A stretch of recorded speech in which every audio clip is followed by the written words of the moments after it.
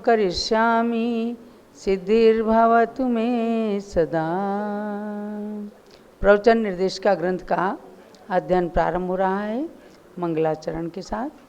सर्वज्ञो वीतरागोरहन् श्रेयो मार्गस्य शासकः नमस्करोमि तं भक्त्या सपुष्यात् मे समीहितम्।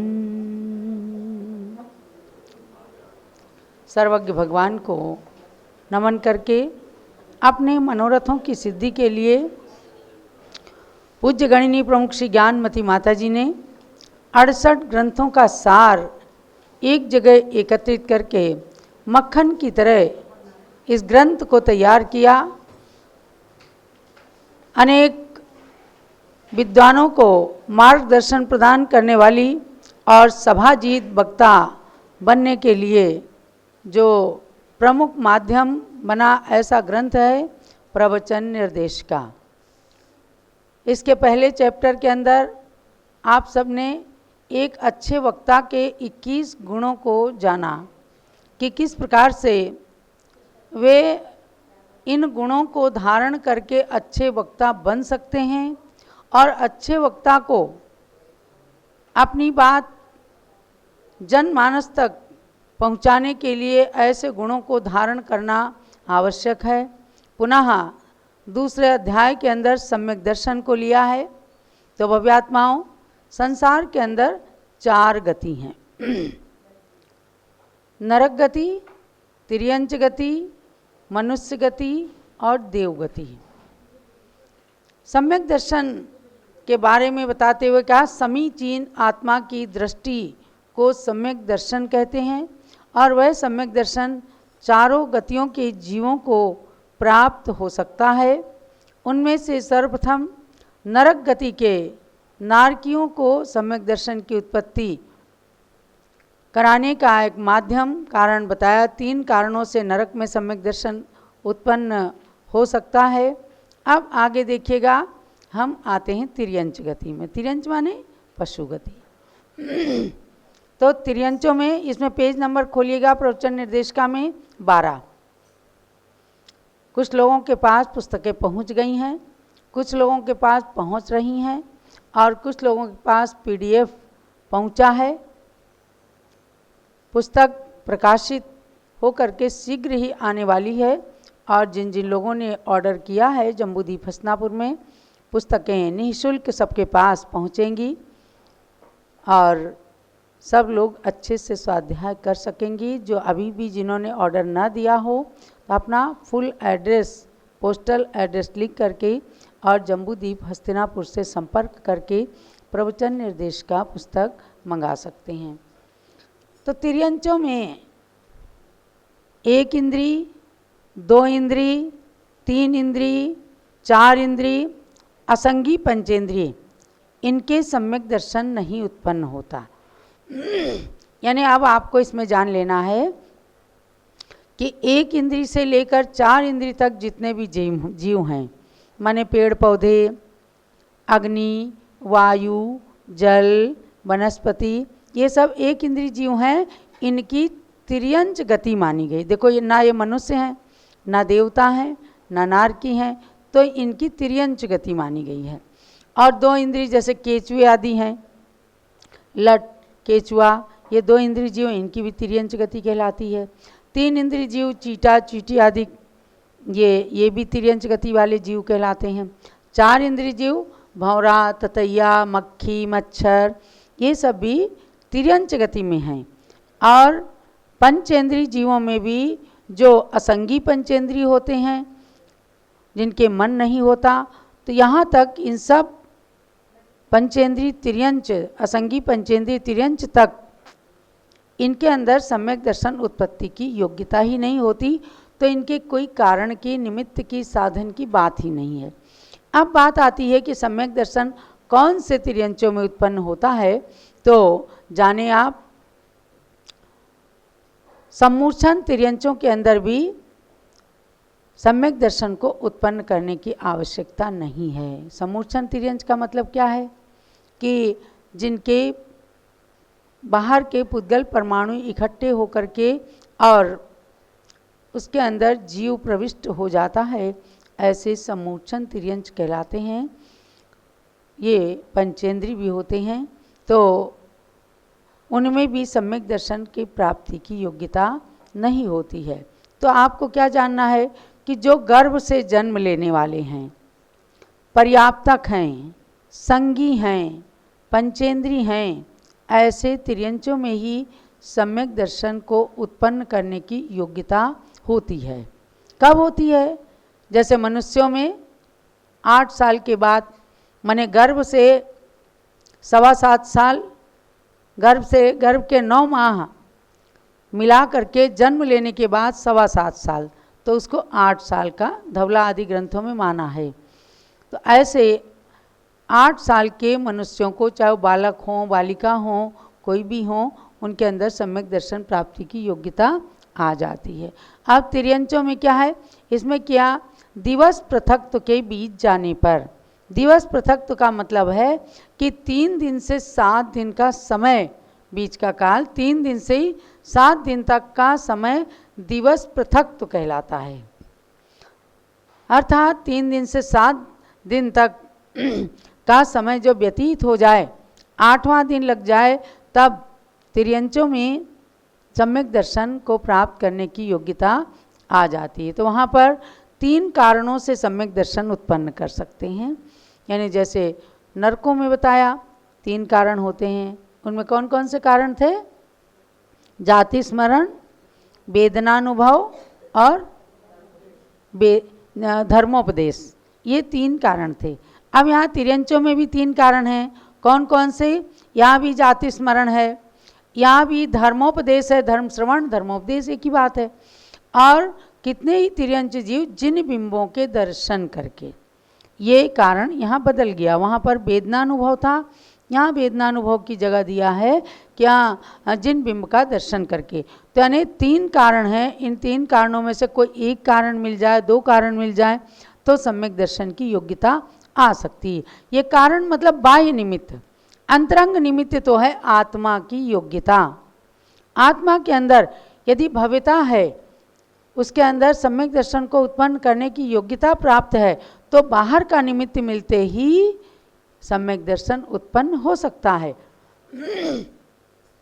आप इसको थोड़ा सा पढ़ेंगे तो पाएंगे कि इसमें भी शंका समाधान के माध्यम से विषय को स्पष्ट किया गया कि जिन बिंब का दर्शन, भगवान की प्रतिमाएं तो अचेतन है, तो उनकी दर्शन से सम्यक दर्शन की उत्पत्ति कैसे होती है।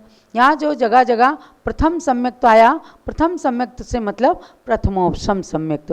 प्रथम सम्यक्त से मतलब जीवन में पहली बार मिथ्यात्व से जो सम्यक्त प्रकट होता है, उसका नाम है प्रथम सम्यक्त या प्रथमोपशम सम्यक्त। इस सम्यक दर्शन को प्राप्त करने के बाद जीव की योग्यता का पता चल जाता है, लेकिन अंतर मुहूर्त के अंदर ये सम्यक दर्शन खत्म हो जाता है। इसका काल जो है अंतर मुहूर्त है। और उसके बाद क्षयोपशम सम्यक दर्शन या मिथ्यात्व में जाकर के पुनः क्षयोपशम सम्यक दर्शन प्राप्त कर लेता है। तो जीवन में पहली बार प्राप्त होने वाला जो प्रथम सम्यक्त या प्रथमोपशम सम्यक्त है, उसके लिए कहा जिन बिंब दर्शन भी बहुत बड़ा कारण है। तो उसके लिए जब शंका की तो बताया कि जिन बिंब दर्शन के अंदर इतनी शक्ति है, हम दर्शन कर रहे हैं, हम हाथ जोड़ रहे हैं, भगवान के दर्शन जो आत्मा में निर्मलता आ रही है, उस निर्मलता के कारण निधत्त और निकाचित जैसे जो कर्म बिना फल दिए नहीं जाते, ऐसे कर्मों के भी टुकड़े टुकड़े हो जाते हैं और सम्यक दर्शन आत्मा में प्रकट हो जाता है। इसलिए जिन बिंब दर्शन को एक प्रबल कारण माना है सम्यक दर्शन की उत्पत्ति में। और उसमें उदाहरण दिया है, श्लोक दिया है, ये सब लोग याद करें। दर्शनेन जिनेन्द्राणाम पाप संघात कुंजरम शतधा भेद मायाति गिरिर्वज्र हतो यथा। ये दर्शन पाठ जो पहले पढ़ा जाता था, उस पाठ के अंदर ये आता है कि जिनेन्द्राणाम दर्शनेन, जिनेन्द्र भगवंतों के दर्शन करने से पाप संघात कुंजरम, पाप संघात रूपी कुंजर माने हाथी जैसे जो पापों का खूब मोटा समूह है, उसके भी 100-100 टुकड़े हो जाते हैं। शतधा भेद, 100-100 भेद माने टुकड़े हो जाते हैं। गिरिर वज्र हतो यथा, जैसे पर्वत पर वज्रपात हो जाए, कड़कती हुई बिजली गिर जाए तो पर्वत के भी टुकड़े टुकड़े हो जाते हैं। इसी प्रकार से भगवान के दर्शन करने से पाप संघात, पापों का जो बहुत बड़ा काला काला काले काले हाथियों जैसा समूह है, वह भी भगवान के दर्शन करने मात्र से टुकड़े टुकड़े होकर के नष्ट हो जाता है। तब आत्मा में निर्मलता आती है और वही निर्मलता सम्यक दर्शन का रूप धारण कर लेती है। तो अब तिर्यंच दर्शन कैसे करते हैं भगवान के? देखो, समोसरण में तिर्यंचों का एक कोठा बना हुआ है, समझे ना? 12 सभाएं हैं समोसरण में। एक जैन दर्शन ही ऐसा है, एक केवल समोसरण की सभा ही ऐसी है जहाँ भगवान के सामने तिर्यंच पशु भी जाते हैं। शेर और गाय एक घाट पानी पीते हैं। नेवला और सर्प वहाँ पर जन्मजात बैर को छोड़ देते हैं। ऐसी समोसरण की सभा के प्रतीक में आप जब जिन मंदिर की वेदियों को बनाते हैं, कहीं कहीं मंदिर के आगे भी देखा है शेर और गाय को एक घाट पानी पीते हुए दिखाते हैं, कहीं वेदियों में नीचे दिखाते हैं। यानी कि जैन शासन की महानता, जैन शासन की उदारता और जैन शासन का मैत्री भाव प्रदर्शित किया जाता है कि भगवान के समोसरण का इतना प्रभाव है कि वहाँ जा कर के सभी लोग अपनी जन्मजात शत्रुता को, वैर को, दुश्मनी को छोड़ देते हैं। वरना शेर भला गाय को देख करके क्या उसे छोड़ देता? उसे तो अपना खाने का ग्रास बना लेता। लेकिन भगवान के पास जा कर के सब मैत्री भाव को प्राप्त हो जाते हैं। तो ये ऐसा जैन शासन महान मंगलमय है और जैन शासन को प्रकाशित, प्रचारित, प्रवर्तित करने वाले जिन भगवान तीर्थंकर भगवान हम सब के लिए मंगलमय हों और उनके दर्शन से अपनी आत्मा के भी दर्शन करने का उपक्रम करना है। आज बहुत सारे लोग मंदिर नहीं जाते, करें हमारी तो आत्मा में भगवान है। हम मंदिर जाते हैं, वहाँ लोगों को लड़ते झगड़ते या फिर मेरी तेरी करते देखते हैं। ये सब अपनी कमजोरी है। किसी को नहीं जाना है तो 70 बहाने आ जाते। अरे आप अपना देखिए, यदि आपकी आत्मा में निर्मलता है, आप किसी को नहीं देखेंगे। आप केवल अपनी आत्मा को पवित्र बनाने के लिए मंदिर में जाएंगे। हर बच्चे के अंदर संस्कार भरना है कि जैसे आप स्कूल जाते हैं, जैसे आप ब्रेकफास्ट करते हैं, भोजन करते हैं, इसी प्रकार से भगवान के दर्शन करना परम आवश्यक है।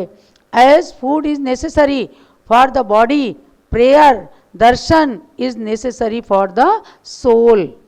आत्मा के लिए भगवान के दर्शन, भगवान के समक्ष की गई प्रार्थना उतनी ही आवश्यक है जितनी कि शरीर के लिए भोजन। तो इन संस्कारों को भरना है कि देखो, महान महान ग्रंथ जो भगवान महावीर की दिव्यध्वनि से, द्वादशांग से निकले हुए ग्रंथ हैं, षट खंडागम धौला जैसे ग्रंथ जो सबसे प्राचीन ग्रंथ माने जाते हैं, उनके अंदर भी लिखा है। धौला पुस्तक 6 पृष्ठ 427 से ये पूज्य माता ने दिया है कि कथम जिणबिंब दंसणम पढ़म सम्मुत्पत्ति कारणम, किस प्रकार से प्रथम सम्यक्त की उत्पत्ति में जिनबिंब का दर्शन कारण क्यों है। तो उसका उत्तर दिया आचार्य वीरसेन स्वामी ने पुष्पदंत भूतबली के सूत्रों के अनुसार। जिणबिंब दंसणेन निधत्त निकाजिदस्सवि मिच्छत्तादिकम कलावस खय दंसणादो।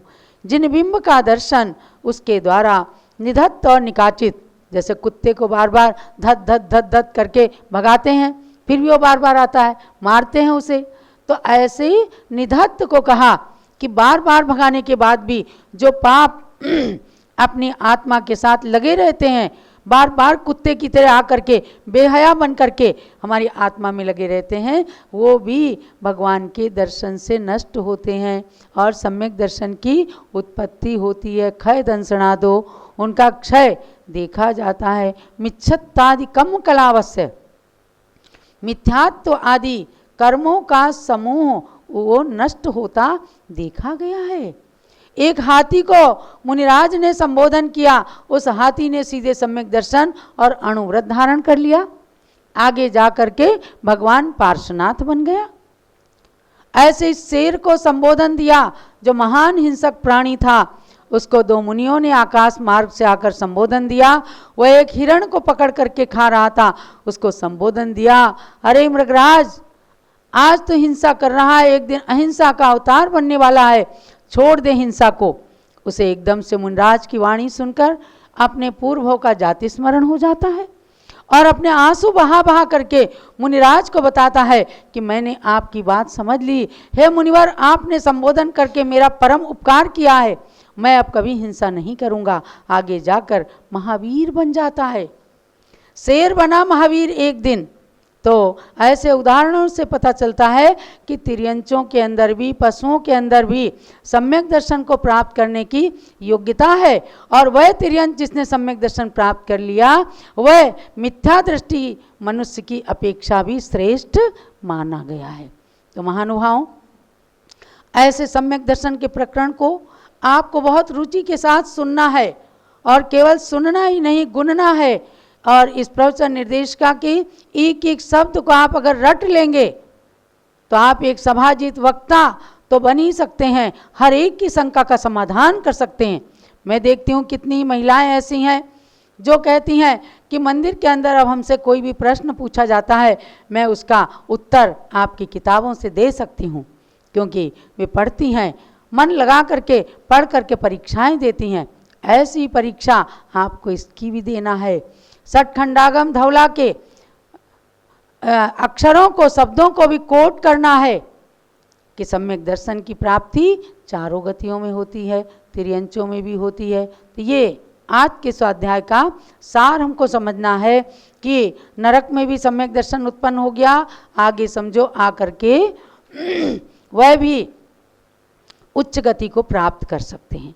तिर्यंचों को सम्यक दर्शन हो गया तो यहाँ पर जिन बिंब दर्शन से सम्यक दर्शन की उत्पत्ति का जो प्रबल कारण माना है, इससे भगवान के दर्शन को प्रमुखता देना, भगवान के दर्शन किए बिना खाना पानी नहीं करना। हमने बचपन में देखा है कि भगवान के दर्शन किए बिना हमें पानी पीने को नहीं दिया जाता था, हमें पता ही नहीं होता था कि भगवान के दर्शन किए बिना पानी भी पिया जाता है। लेकिन आज बच्चे नहीं मानते हैं इस बात को, मानना है।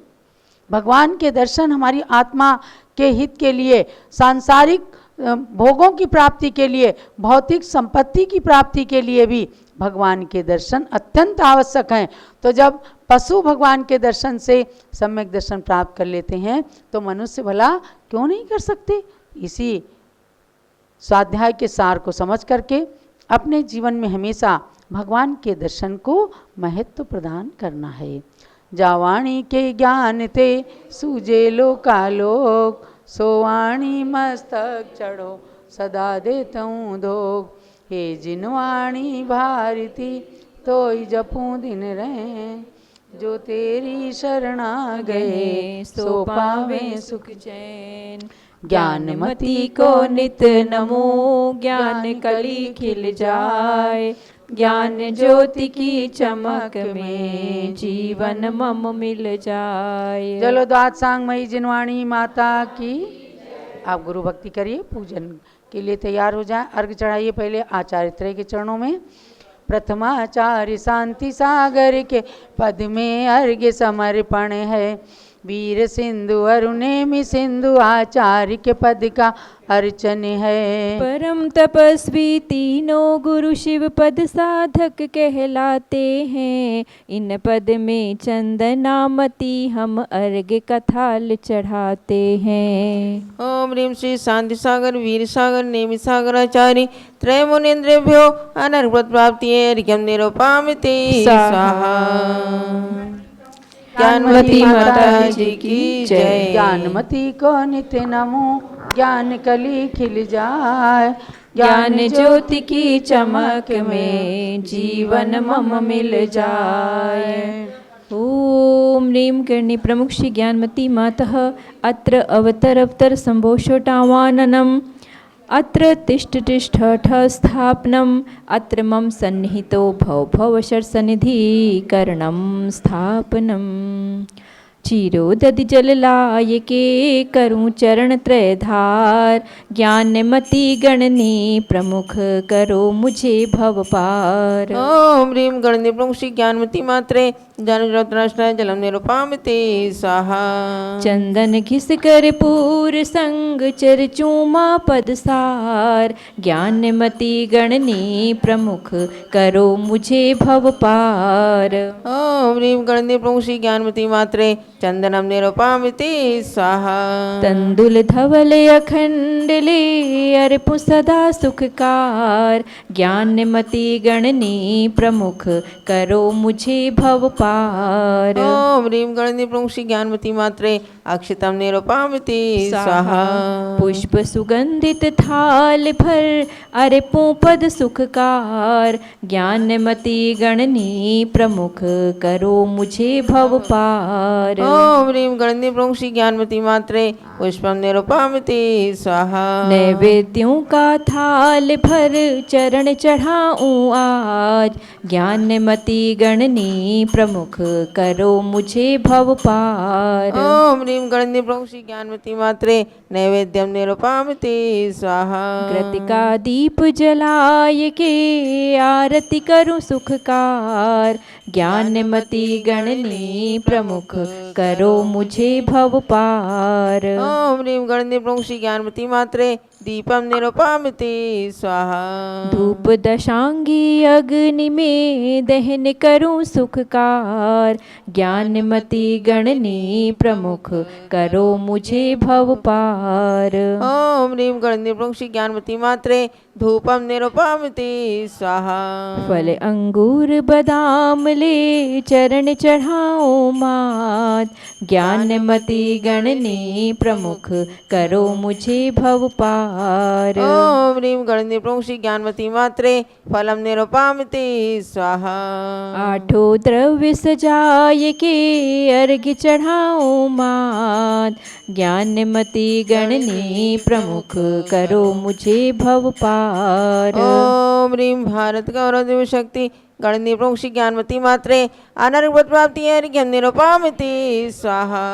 हे मातु ज्ञान गंग की पवित्र धार है तेरे समक्ष गंगा की लहरें बेकार हैं उस धार की कुछ बूंद उसे जलधार में करूं वह ज्ञान नीर में हृदय के पात्र में भरूं। शांति शांति धारा स्याद्वाद अनेकांत के उद्यान में माता बहुविध के पुष्प खिले तेरे ज्ञान में माता कतिपय उन्हीं पुष्पों से मैं पुष्पांजलि करूं उस ज्ञान वाटिका में ज्ञान की कली बनूं। दिव्य परिपुष्पांजलि क्षिपे।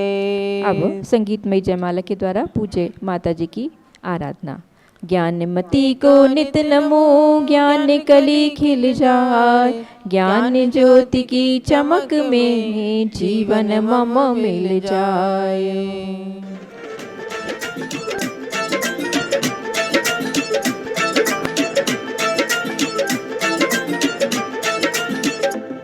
सब साधु संतों में तू सबसे पुरानी है सब साधु संतों में तू सबसे पुरानी है। गुरु मैया ज्ञानमती गुरु मैया ज्ञानमती तेरी दुनिया दीवानी है। गुरु मैया ज्ञानमती तेरी दुनिया दीवानी है। शांति सिंधु दर्शन की अब तू ही निशानी है। शांति सिंधु दर्शन की अब तू ही निशानी है। गुरु मैया ज्ञानमती गुरु मैया ज्ञानमती तेरी दुनिया दीवानी है। गुरु मैया ज्ञानमती तेरी दुनिया दीवानी है।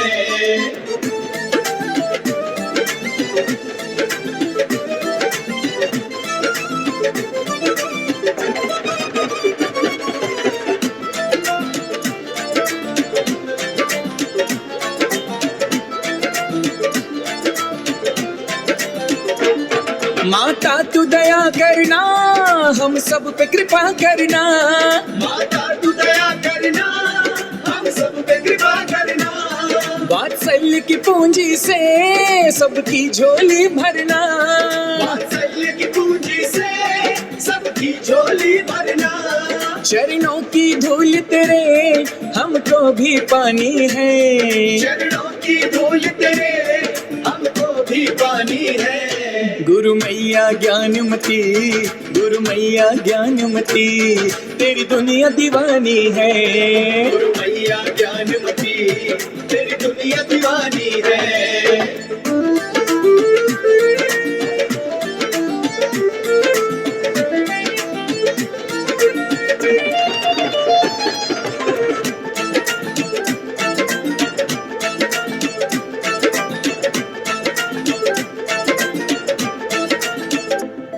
गुरु माँ ने किया विहार यह भाव हृदय धर के, गुरु माँ ने किया विहार यह भाव हृदय धर के। प्रभु ऋषभ जन्म भूमि सज स्वर्ग सभी बढ़ के, प्रभु ऋषभ जन्म भूमि सज स्वर्ग सभी बढ़ के। फिर गिनीज बुक में नई उपलब्धि लानी है, फिर गिनीज बुक में नई उपलब्धि लानी है। गुरु मैया ज्ञानमती, गुरु मैया ज्ञानमती, तेरी दुनिया दीवानी है। गुरु मैया ज्ञानमती, तेरी दुनिया दीवानी है।